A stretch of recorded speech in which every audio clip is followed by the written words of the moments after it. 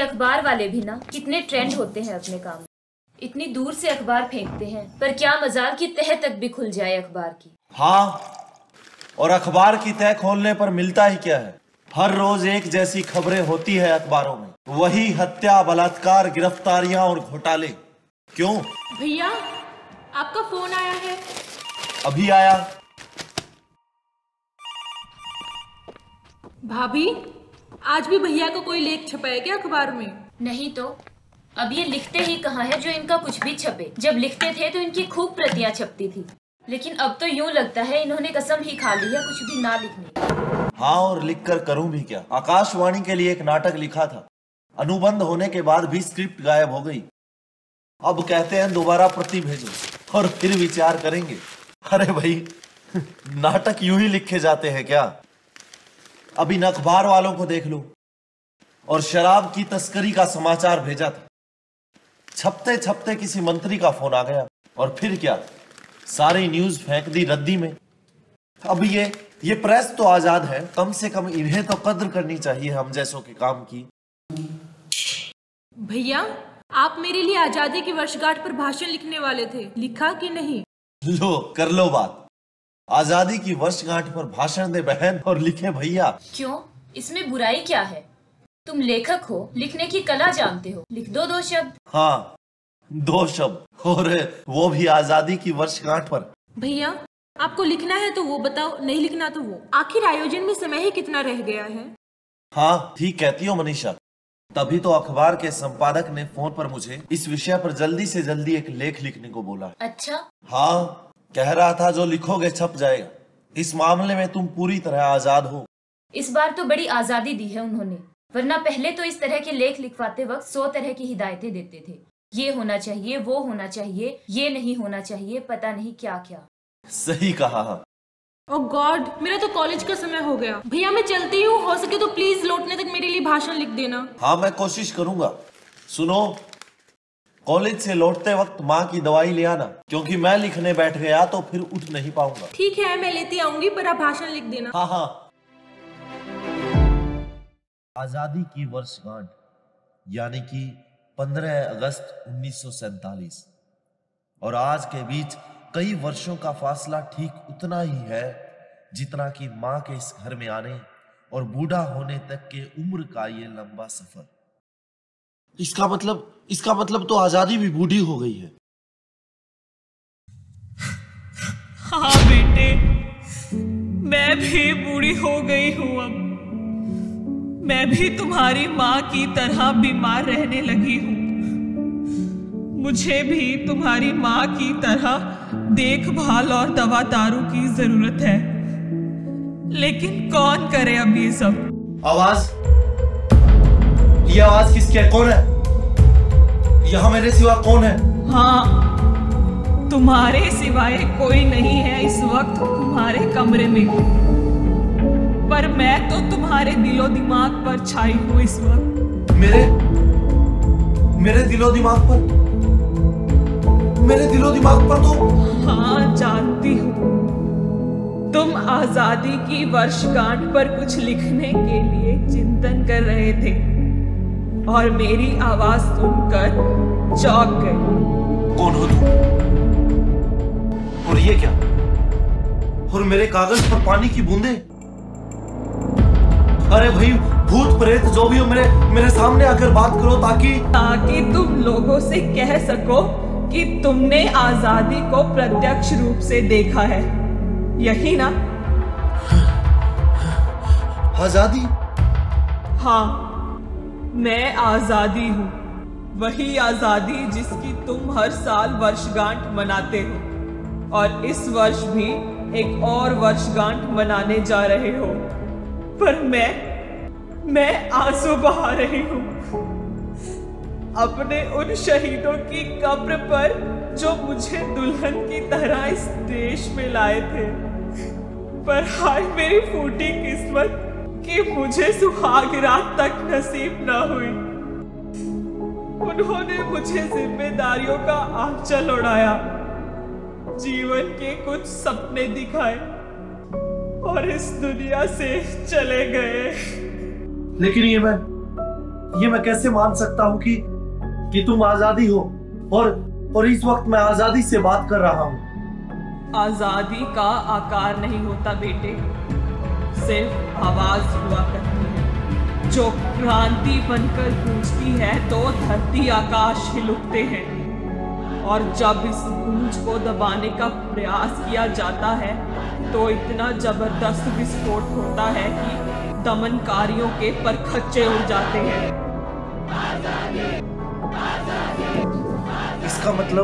इसका मतलब ये हुआ कि तुम्हारी गूंज में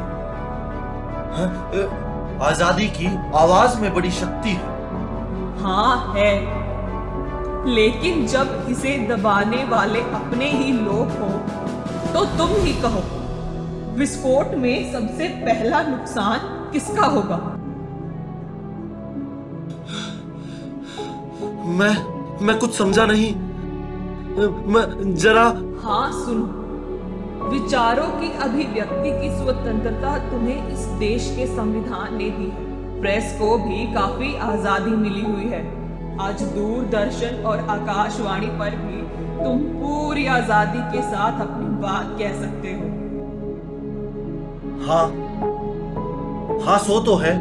नहीं, गलत कहते हो तुम। तुम्हारी सही बात को गलत कहने के लिए, अर्थात तुम्हारी आजादी का गला घोंटने के लिए प्रेस पर दबाव है और आकाशवाणी तथा दूरदर्शन पर अधिकारियों की मनमानी का कब्जा है, और इसी से मान लो तुम्हारी स्वतंत्र आवाज को दबाया जाए तो तुम अपने अधिकार की दुहाई दोगे कि नहीं? तुम्हारी आजादी की आवाज इस वातावरण में गूंजेगी कि नहीं? तुम्हें दबाने वालों से तुम टक्कर लोगे कि नहीं? उनकी दुनिया में एक जबरदस्त विस्फोट करोगे कि नहीं? करूंगा और अवश्य करूंगा। और मैं क्या, कोई भी जिसे नाजायज दबाया जाएगा वो अवश्य विरोध करेगा। हाँ, तो बस मेरे लिए यही सबसे बड़ी विडंबना है कि मुझे दबाने वाले भी मेरे अपने हैं, और जिनके माध्यम से मैं विस्फोट करती हूँ और अपनी मौजूदगी का एहसास दिलाती हूँ, वे भी मेरे अपने हैं। नहीं, तुम गलत हो। अगर तुम्हारे दबाने वाले तुम्हारे अपने हैं तो वो तुम्हें दबाएंगे ही क्यों? मैं मानती हूँ तुम्हारी बात, लेकिन गद्दार तो इस वतन में तब भी थे जब यह अंग्रेजों का गुलाम था। हाँ, पर आप ये क्यों भूलती है कि देशभक्तों ने तब भी गद्दारों को सबक सिखाया था, और आज भी जरूरत पड़ी तो एक नहीं अनेक देशभक्त सामने आएंगे। वक्त पड़ेगा कब मेरे बेटे? वक्त तो आया पड़ा है। देखते नहीं क्या मेरा अस्तित्व दिन प्रतिदिन समाप्त होता जा रहा है। बस फर्क इतना है कि पहले इस देश पर अंग्रेजों का शासन कायम हुआ था, तब गुलामी आई थी, और आज अपने ही लोगों के शिकंजे मुझ पर कसते जा रहे हैं, और लोग इस आजाद देश में अपनों की गुलामी सहने को मजबूर हैं। पर हम आत्मनिर्भर हुए हैं। हाँ, हमारे देश ने तरक्की की, और क्या रोकेगी अपनों की गुलामी? अगर पांव सलामत रहे तो एक राह बंद होगी, हम दूसरी राह पर चल देंगे। वाह, बातें अच्छी बना लेते हो। आजादी के आंचल में जो पले हो, कहते हो इतने वर्षों से तरक्की की है हमने, लेकिन किस क्षेत्र में? शिक्षा, विज्ञान, कला व साहित्य में ही ना? हाँ बिल्कुल। और इस तरक्की की वजह से ही मिट्टी के साथ मिट्टी और पत्थर के साथ पत्थर होने वाला इंसान आज चांद पर जा पहुंचा है। और जो औरतें कभी घर की 4 दीवारियों में कैद रहा करती थी, वही आज दफ्तरों में कलम चला रही हैं, फिल्मों में काम कर रही हैं, आसमान में हवाई जहाज उड़ा रही हैं और चुनाव जीतकर शासन चला रही हैं। यही कहना चाहते हो ना तुम? हाँ बिल्कुल। तो फिर ये क्यों भूलते हो कि अपहरण, बलात्कार और हत्या जैसी घटनाएं भी इन्हीं औरतों और लड़कियों के साथ घटती हैं और मेरी आंखों के सामने घटती हैं। मैं चीखती हूँ, चिल्लाती हूँ, तुम जैसों को पुकारती हूँ, पर कोई नहीं आता है। सब अपने अपने रास्ते ऐसे चलते रहते हैं कि जैसे उन्होंने कुछ देखा ही ना हो। कुछ सुना ही ना हो। क्या यही है तुम्हारी इतने वर्षों की तरक्की? यही है तुम्हारी आत्मनिर्भरता? बोलो, चुप क्यों हो? जवाब दो मेरी बात का। कहां गया नारी का वो सम्मान?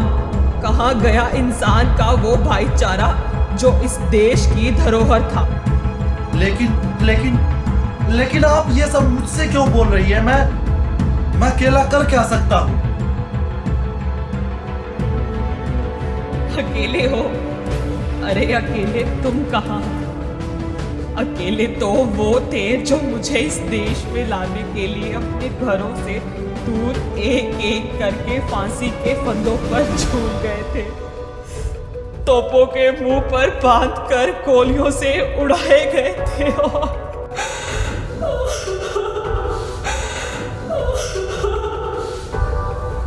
अरे रो मत, आप जो कहेंगी मैं वो करूंगा।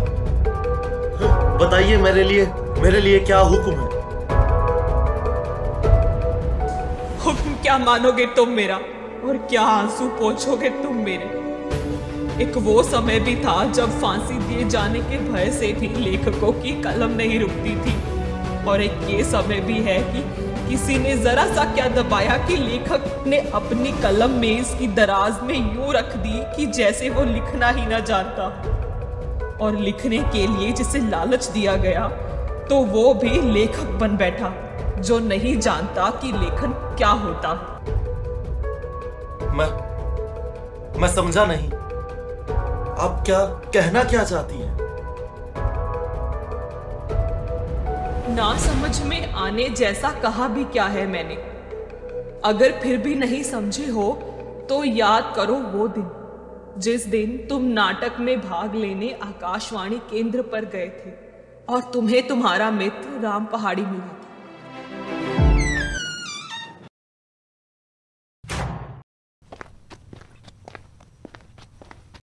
अरे पहाड़ी, तुम यहाँ कैसे? अरे मैं उस नाटक का लेखक हूँ जिसमें तुम काम करने आए। अरे वाह, मुबारक हो भाई। पर कहीं ऐसा ना हो कि तुम्हारी कहानी पर बनने वाली फिल्म की तरह ये नाटक भी अधूरा रह जाए। वैसे आज रिकॉर्डिंग कैंसिल हो गई है? नहीं अविनाश, ऐसा नहीं होगा। जानते हो, आजकल हर महीने मेरा एक नाटक प्रसारित हो रहा है इस केंद्र से। वो कैसे? चलो बाहर चलकर चाय पीते हैं, वहीं बैठकर बातें करेंगे। ऑफिस में तो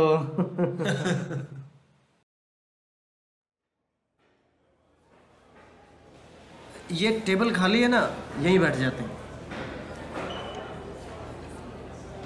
चाय भाई, 2 चाय।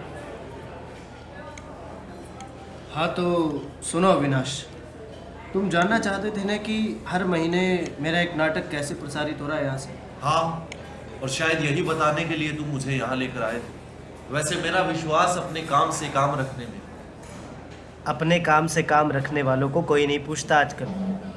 अगर अपनी पहचान बनानी है ना तो खुद को लोगों के काम से जोड़ो। कैसे? देखो भाई, ज़्यादा सिद्धांती बनने में कुछ नहीं रखा है। 50-50 का हिसाब रखो और मौज करो। तो तुम भी इसी विचारधारा में बह गए हो क्या? यार अगर नहीं बहता तो क्या करता? अखबार निकालता था, धमकियाँ मिलने लगी तो बंद करना पड़ा। धमकियाँ मिलने लगी या किसी को ठीक से ब्लैकमेल नहीं करता? खैर छोड़ो, ये बताओ आकाशवाणी में आजकल किसके साथ साठ-गांठ है? गोयल साहब को तो जानते हो ना तुम? रितेश गोयल, उद्घोषक। हाँ भाई, लेकिन वो केवल उद्घोषक नहीं है, बल्कि सर्वे सर्वा है इस आकाशवाणी केंद्र के।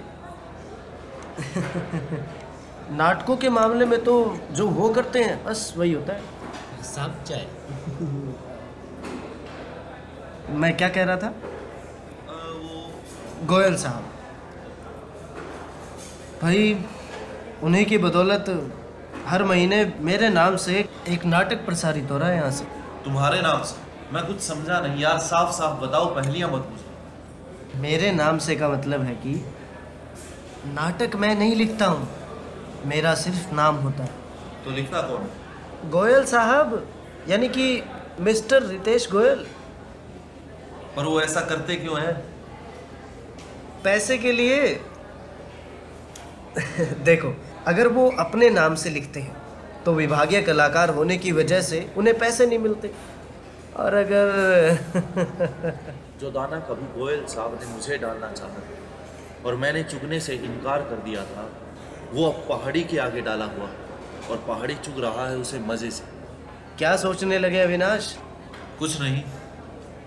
हाँ, मैं सोच रहा था कि किसी लेखक का मन अपनी रचना को किसी और के नाम से प्रसारित करने के लिए मान सकता है, और वो भी सिर्फ पैसे के लिए। यार, कौन लेखक? कहाँ का लेखक? गोयल साहब ये जो आकाशवाणी केंद्र पर स्क्रिप्ट्स आती है ना, उन्हें पढ़ते हैं, फिर जो अच्छी लगती है उन्हें घर ले आते हैं, फिर थोड़ा किसी से चुरा लेते हैं और बस बन गया एक नया नाटक। अब मेरे इसी नए नाटक को ले लो जिसमें तुम काम करने आए हो। कहीं की ईंट कहीं का रोड़ा इसमें जोड़ रखा है कि नहीं? हाँ, लग तो मुझे भी ऐसा ही रहा है। अरे लग रहा है? अरे यार, साफ पड़ा है कि पहला सीन एक वो फिल्म की शुरुआत से मार रखा है और बाकी का हिस्सा एक टीवी धारावाहिक एपिसोड से ज्यों का त्यों ले लिया है। पर इसके लिए तुम्हारे ऊपर कोई केस ठोक देगा तो? उससे क्या होगा? थोड़ा बहुत जुर्माना और साल 6 महीने की सजा। और इसे तुम कुछ नहीं समझते हैं? अरे यार, ये भी तो सोचो ना कि इससे फायदा कितना होगा मुझे। वो कैसे? देखो, एक लेखक के रूप में मेरा नाम चर्चा में आएगा। कोई और रितेश गोयल मुझसे संपर्क करेगा और जेल के अंदर रहते हुए भी मेरा खूब नाम चलेगा। और इसके लिए दाम तो मिलेंगे ही, क्या समझे? पर इससे प्रतिभावान लेखकों के साथ जो अन्याय हो रहा है वो, अरे तुम जैसे लेखक और रितेश गोयल जैसे दलालों की वजह से साहित्य का जो पतन हो रहा है वो, कि क्या ये भी एक भ्रष्टाचार का नमूना नहीं है? अरे छोड़ो यार इन बातों को। ये बातें पहले मैं भी बहुत किया करता था। क्या मिला मुझे? सच कहता हूँ, कागज़ और कलम खरीदने का खर्चा नहीं पूरा होता था तब। हाँ, तो अब कौन सा खजाना लूट लेते हो? वही 1000-1200 रुपए महीने का बस। अरे यार, अब तुम नाराज मत हो। मेरा कहने का वो मतलब नहीं था। मेरा मतलब ये है कि देखो, तुम खुद कितना अच्छा लिखते हो। तुम एक बार गोयल साहब से मिल लो कि पार्टी शार्टी कर दो, तुम्हारे लिए रास्ते खुल जाएंगे। रास्ते तो अब मैं गोयल साहब के बंद करूंगा। क्या करोगे शिकायत करके? ज़्यादा से ज़्यादा उनका ट्रांसफ़र करवा दोगे। अरे साल 6 महीने बाद फिर आ जाएंगे। तुम्हें नहीं मालूम क्या? 3 बार पहले ट्रांसफ़र हो चुका है उनका यहाँ से। लेकिन वो साल 6 महीने से ज़्यादा कहीं रुके हो तो बताओ।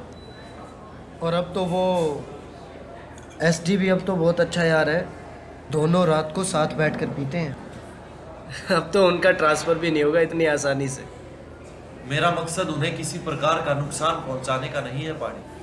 और तुम जानते हो, उनकी असलियत सामने आने से पहले वो मेरे कितने करीब। वो एक अच्छे कलाकार है, इसकी मैं कदर करता हूँ, लेकिन भ्रष्ट भी अव्वल दर्जे के। मैं भ्रष्टाचार से नफरत करता हूँ, ना कि उनसे। अगर ऐसा है और उनके इतने करीब रहे हो तो मेरी एक बात मानो और इस बात को लेकर अब कोई बखेड़ा मत खड़ा करना। देखो, इस मामले में मैं भी चपेट में आ जाऊंगा। मेरा मकसद वो नहीं था। खैर, तुम ये सब बातें छोड़ो और मेरी बात को मानो। मैंने ये सब तुम्हारे भले के लिए कहा था, तुम्हारे भले की बात की है। अब आगे तुम्हारी मर्जी, जो करना है करो। आओ चलते हैं।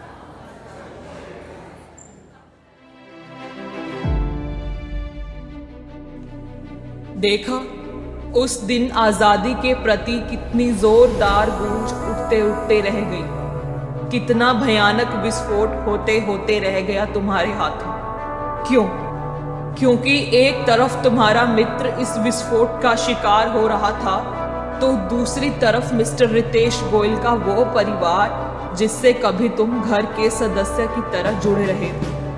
कुछ करने से पहले तुम्हें याद हो आया था मित्रता का पाठ, और तुम भूल गए थे आजादी के प्रति अपना दायित्व। क्यों? हाँ, ठीक कहती हैं आप, ऐसा ही हुआ था। क्यों हुआ है ऐसा? क्या इस तरह से तुमने मुझे चोट पहुंचाने वालों का साथ नहीं दिया है?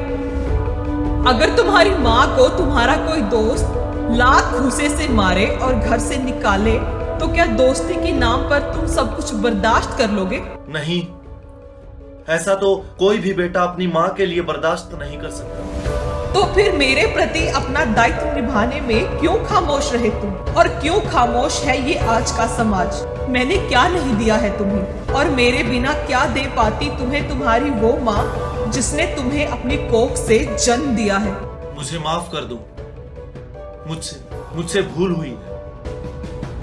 तुम एक लेखक हो, अपनी भूल सुधार सकते हो अगर अपनी कलम से इस देश के भ्रष्ट अधिकारियों व कर्मचारियों को सुधार सको तो। मैं कोशिश करूंगा। कोशिश नहीं, तुम्हें संघर्ष करना होगा अपनी आजादी को कायम रखने के लिए, वरना एक समय वो भी आएगा जब लोग मेरी वर्षगांठ तो मनाएंगे पर मेरा कहीं नामो निशा तक ना होगा। ठीक कहती हैं आप। हाँ, मैं संघर्ष करूंगा। कौन है भैया? किससे बातें कर रहे हो? भाषण लिख दिया? अरे आपने तो इतने सारे पेज भर डाले। इतना समय कौन देगा मुझे भाषण पढ़ने के लिए? मनीषा, ये भाषण नहीं है। आजादी की वर्षगांठ पर मैंने एक नाटक लिखा जिसे तुम अपने कॉलेज में खेलोगे और पात्र होंगे मेरे और तुम्हारे आसपास के लिए। ठीक है, मगर इस नाटक का नाम तो बताओ, क्या रखा आपने? नाटक का नाम है आजादी के आंसू। आजादी के आंसू? हाँ, आज हम आजादी की वर्षगांठ मना रहे हैं, लेकिन आजादी स्वयं अपने हाल पर आंसू बहा रही है। वही सब मैंने इस नाटक में लिखा। और आपने नाम रख दिया आजादी के आंसू? हाँ, आजादी के आंसू।